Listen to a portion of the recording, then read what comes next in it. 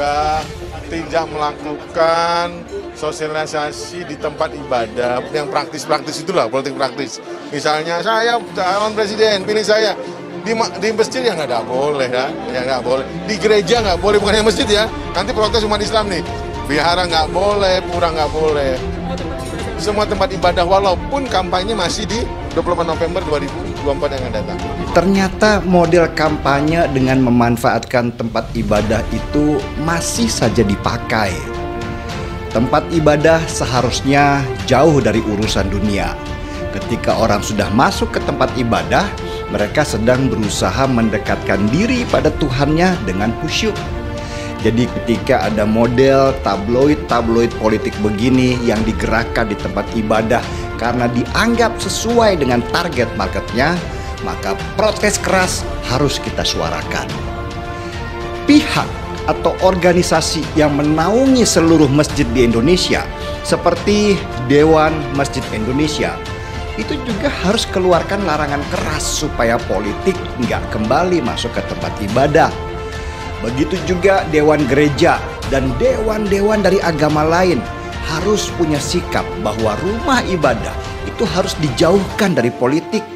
Karena sebersih-bersihnya politik, cara mereka selalu ada kotornya dan itu akan menodai kesucian tempat ibadah. Bisa-bisanya pemilu masih 2024 udah ngebet jadi presiden. Sampai-sampai program mudik gratis ditunggangi untuk kepentingan politik. Apa ya namanya ya kalau problem seperti ini? Duitnya dari Pemprov, programnya program Pemprov DKI. Artinya programnya adalah program yang dibiayai oleh masyarakat DKI. Tetapi ternyata tujuannya bukan semata-mata untuk memulangkan atau untuk memberikan perjalanan mudah dan gratis kepada para pemudik.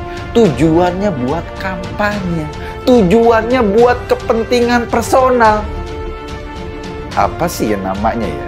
Kalau gue sih ngelihatnya ini ya kayak korupsi terang-terangan.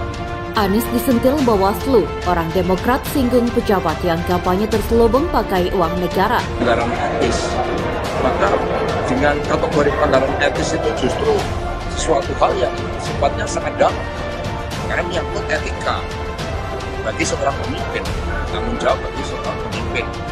Sehingga ketika menyebut sebagai pelanggaran etis, ya seharusnya seluruh pihak ya demi menjaga suasana yang kondusif dan mengikuti pemilu sesuai dengan tahapan-tahapannya, ya untuk tidak melakukan pelanggaran etis. Nah, sejak tahun 2010 itu, kalau kita ikuti rekam jejaknya, dia melompat ke sana kemari, ya kayak bunglon gitu, ya melompat dari satu pohon ke pohon yang lain.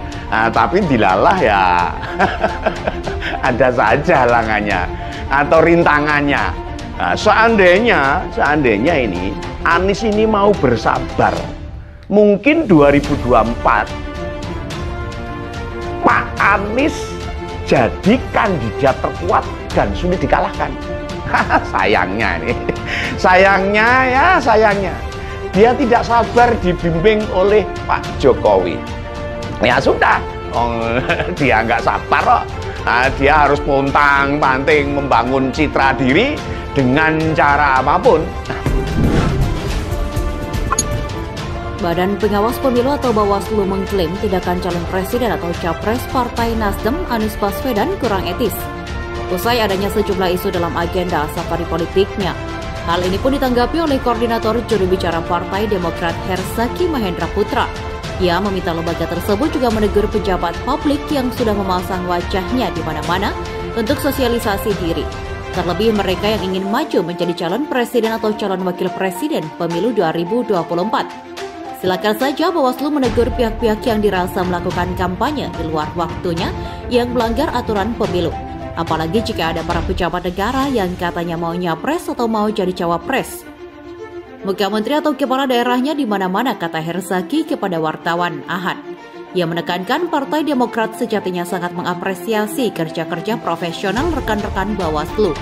Menurutnya seharusnya mengawasi semua bakal kandidat yang akan menjadi konsesan pemilu di 2024, sehingga ia berharap tidak ada tebang pilih dalam penegakan aturan pemilu. Demokrat meminta bila ada pejabat yang secara terang sudah memasang wajahnya di mana-mana, ia berharap Bawaslu juga perlu mencermati benar apakah ada dana APBN atau APBD ada dipakai buat bantu kampanye terselubung. Kan sangat tidak etis dan tidak patut itu. Rakyat lagi susah, negara mengakunya lagi susah. Tahu-tahu ada dana APBN atau APBD dipakai buat kampanye terselubung, sindirnya. Termasuk kata dia jika pejabat yang juga membuat acara yang tidak ada hubungan secara langsung dengan tugas dan tanggung jawabnya. Apalagi kalau ternyata ada pejabat publik sibuk ikut-ikutan mengendorse capres kesana kemari. Pastinya ini jauh lebih tidak pantas dan lebih tidak etis daripada seorang tokoh nasional keliling Indonesia yang menemui rakyat tanpa pakai uang negara, terang Herzaki.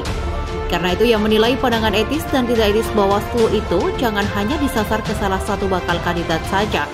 Herzaki menegaskan banyak bakal kandidat yang ingin menjadi kontestan di pemilu 2024, namun juga melanggar etika yang disebutkan Bawaslu. Maka ia berharap para bakal kandidat lain yang dianggap melanggar itu juga harus menjadi perhatian Bawaslu. Sebelumnya Bawaslu menyatakan kegiatan safari politik yang dilakukan bakal capres Partai Nasdem Anies Baswedan tidak etis jika ditinjau dari sisi etika politik, sebab kegiatan tersebut merupakan kampanye terselubung. Sebab Bawaslu menilai publik telah mengetahui Anies Baswedan merupakan bakal capres yang diusung gabungan partai tertentu.